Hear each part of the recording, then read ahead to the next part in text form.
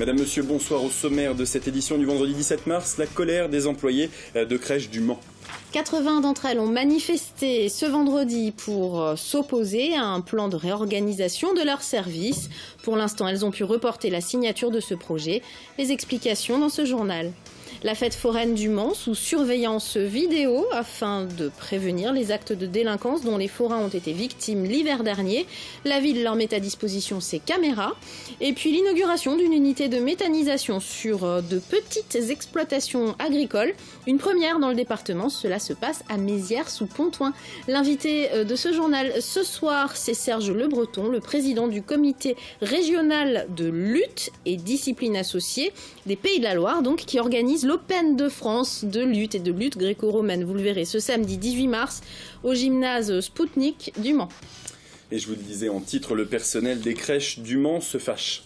Oui, certaines structures d'accueil des enfants étaient fermées ce vendredi. La plupart des agents qui travaillent dans les crèches de la ville étaient en grève. En cause, un projet de restructuration de leurs services qu'elles ont réussi à faire suspendre par une action. Le reportage de Mathias Hubert.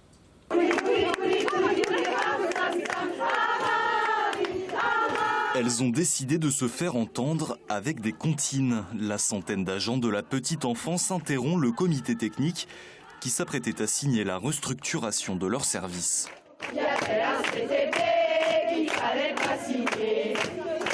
Une action tout en chanson et dans la bonne humeur qui fonctionne. La réunion est interrompue et la signature du plan est reportée. De mémoire, je crois que c'est la première fois que ce genre d'instance est suspendu à la demande des élus. On est satisfait aujourd'hui. On attend maintenant de voir comment va évoluer ce dossier. Mais il nous reste encore quelques mois avant une mise en place au 1er septembre 2017. Quelques mois, le temps pour les agents de renégocier le plan. Le principal point de désaccord concerne les manques d'effectifs et des remplacements insuffisants. On est des professionnels de la petite enfance, on est diplômés de la petite enfance, on n'est pas des gardiennes d'enfants. On a besoin d'être en nombre pour sécuriser les groupes d'enfants, pour être présente sur le terrain et assurer le bien-être au quotidien de leur journée. On est quand même soumis à une pression de remplissage parce que justement il y a beaucoup de demandes. Jusqu'ici, le Mans avait un gros retard il y a une dizaine d'années qui a été plus ou moins rattrapé. Mais il y a encore beaucoup de familles qui demandent des places en crèche, il y a beaucoup de listes d'attente. Mais il faut qu'on puisse accueillir ces enfants dans de bonnes conditions. Le préavis de grève du personnel de la petite enfance est déposé jusqu'au 7 avril. Un hôtel d'Arnage en passe d'être transformé en foyer d'hébergement d'urgence. Une information confirmée par les services de la préfecture de la Sarthe. Le Formule 1 d'Arnage, basé à côté du plan d'eau de la Gemmerie, va fermer. D'ici 6 mois, il sera transformé en centre d'accueil. Le groupe Accor l'a cédé à une filiale de la Caisse des dépôts et consignations dans le cadre d'un marché public lancé par les ministères de l'Intérieur et du Logement pour répondre à la demande qui s'accroît. Cette fois-ci, la fête foraine sera sous vidéosurveillance. Elle fait son retour au Mans, place des Quinconces, jusqu'au 9 avril prochain. Et cette édition de printemps, les mesures de sécurité ont été renforcées suite aux incidents de novembre dernier. Le point avec Mathias Hubert. À 2 jours de l'ouverture, les manèges sont bichonnés et nettoyés. La fête foraine et ses 75 attractions est fin prête à accueillir le public. Mais cette année, la sécurité a été renforcée, des mesures rendues nécessaires suite aux tensions de novembre dernier. Des vols et des affrontements entre bandes de jeunes avaient quelque peu gâché la fête. Sur les 4 semaines de foire, il y a un système de vidéosurveillance 24/24 avec un déport d'images au niveau du commissariat. Ça veut dire qu'en cas de problème, il y a une levée de doute et on est capable d'intervenir et d'adapter les moyens humains pour l'intervention. Notre police municipale sera présente du début à la fin de la fête. Notre ingénieur acousticien sur les contrôles son.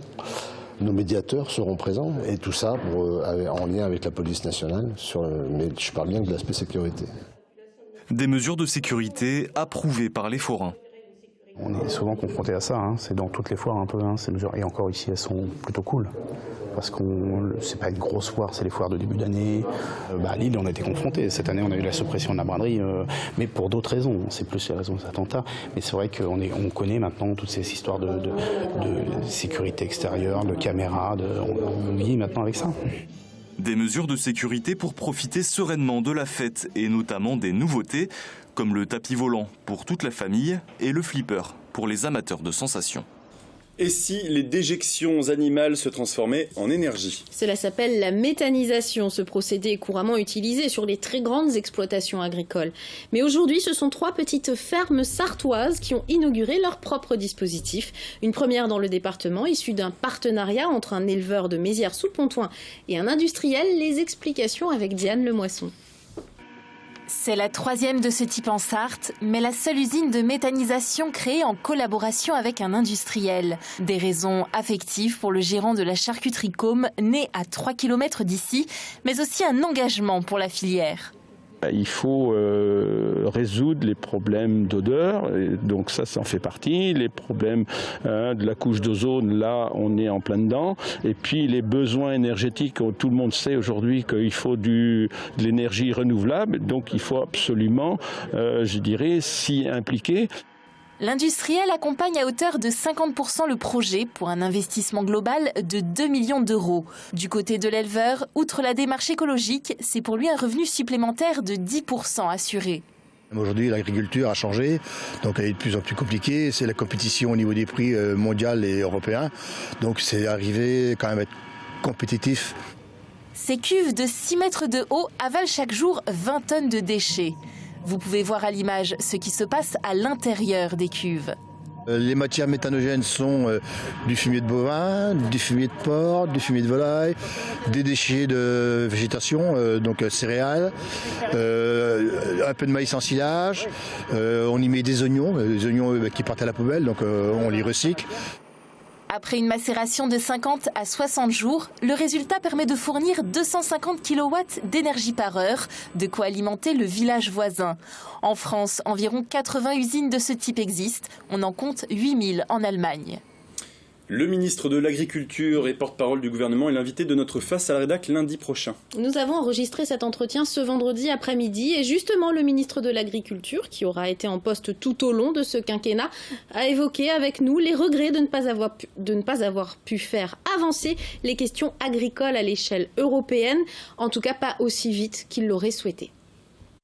On a perdu un tout petit peu de temps, c'est un regret que je peux avoir, mais au fond, au vu de tout ce qui s'est passé, mais moi je pense surtout aux agriculteurs, le fait d'avoir réussi pour l'instant à avoir remis un peu le marché du lait par exemple un peu en ordre et avec des prix qui commencent à remonter, les regrets c'est de ne pas avoir été assez vite. Voilà. Il est l'heure d'accueillir à présent l'invité de ce journal. Serge Le Breton, bonsoir. Bonsoir. Alors vous êtes le président du comité régional de lutte et discipline associée, donc pour les Pays de la Loire, la région. La lutte gréco-romaine, on connaît plus la lutte gréco-romaine d'ailleurs que la lutte libre, comme on l'appelle. C'est plutôt la lutte libre qui est la plus importante actuellement au niveau des licenciés. La lutte gréco-romaine souffre un peu, les jeunes s'oriente moins vers cette... S'intéresse moins effectivement à ce sport. Le comité organise l'Open de France ce samedi 18 mars au gymnase Spoutnik, au Mans, quartier Glonnière. Alors, qui verra-t-on combattre? Quelle catégorie? Nous verrons, il y a toutes les catégories de 54 kg à plus de 100 kg, puisqu'il doit y avoir à peu près une dizaine de catégories dans chaque en cadet, en junior. On est actuellement à 187 lutteurs engagés.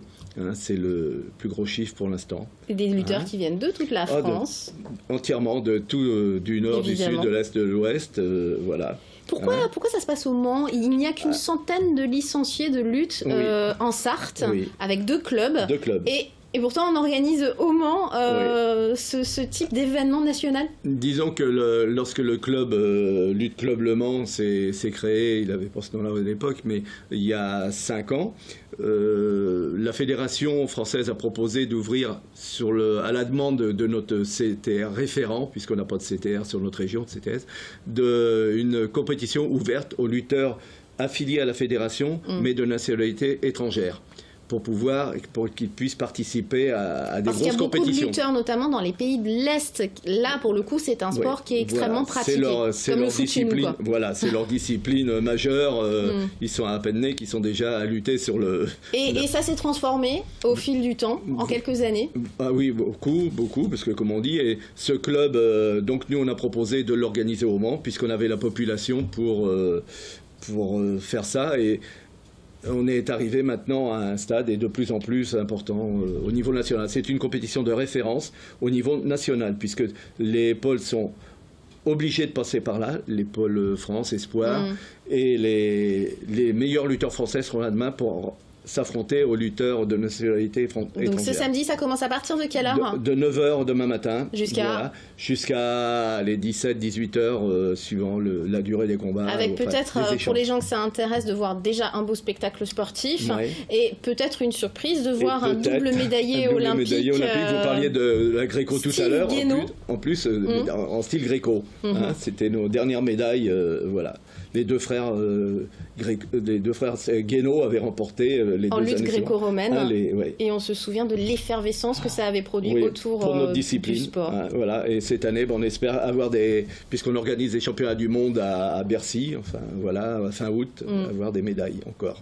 Merci beaucoup. Voilà. C'est moi qui vous remercie d'être venu sur ce plateau pour nous parler de cet événement. C'est samedi, donc vous l'avez compris, toute la journée au gymnase Spoutnik, quartier des Glonnières au Mans. Et sans transition, on s'intéresse à une exposition d'un genre nouveau entre art et technologie. Et pour cause, les œuvres ont été créées grâce aux technologies de pointe. La découpe laser pour cet immense crâne que vous voyez sur cette image, l'impression 3D pour d'autres œuvres. C'est le fruit du travail de l'artiste bordelais Manufacture en lien avec la chaîne de distribution d'imprimantes 3D Idéocube. Il expose avec deux autres créateurs dans la boutique du Mans qui ambitionnent de fédérer des artistes locaux autour de la technologie de l'impression 3D, un outil que s'est rapidement approprié Manufacture. On l'écoute au micro de Michael Texier. Quand j'ai découvert cette technologie, je n'ai pas abandonné ma pratique classique de sculpteur métal ou de modeleur ou de peintre, mais c'est simplement que ça m'a permis de découvrir des nouvelles possibilités, des nouveaux horizons. Et les machines, entre guillemets, travaillent pour moi. C'est-à-dire que moi, je dessine des modèles sur l'ordinateur, je mets le programme dans la machine et la machine fabrique ce pourquoi elle a été programmée. Donc du coup, ça permet justement une profusion de nouveaux modèles et de nouvelles formes qui auraient pris beaucoup plus de temps pour être réalisées à la main selon des moyens classiques. Instant après le 18h15 dans Y'a plus qu'à. Pour finir ce journal, Le Mans n'accueillera pas la Coupe du Monde de rugby en 2023. Et oui, comme espéré par les élus qui avaient postulé auprès du comité directeur de la Fédération française de rugby, réuni ce vendredi à Paris. La fédération a désigné 12 villes, mais le MM Arena et sa capacité de 25 000 places n'ont pas convaincu. La plus petite jauge parmi les enceintes sélectionnées par la fédération est celle de Montpellier, avec 32 000 spectateurs qui peuvent s'y installer. On ne fait pas le poids. Dommage. C'est la fin de ce journal. Dans un instant, c'est la météo. Et puis ce sera le Face à la Rédac, vous le savez, spécial depuis Mamers en mars. Mamers en mars. C'est la 27e édition. Et on le rappelle vraiment, c'est le festival européen du cinéma qui commence à faire une énorme référence dans le monde du cinéma. Et Michael Texier, on va le voir dans quelques instants. Là, on va attendre d'avoir la liaison, mais il a la chance d'avoir une ancienne Miss France avec lui, qui n'est pas que Miss France, hein, Maxime. Non, puisqu'elle a réalisé un film en plus dont il en parlera bien sûr tout à l'heure. Ce sera donc après la météo pour le Face à Rédac, vous le voyez tout à l'heure.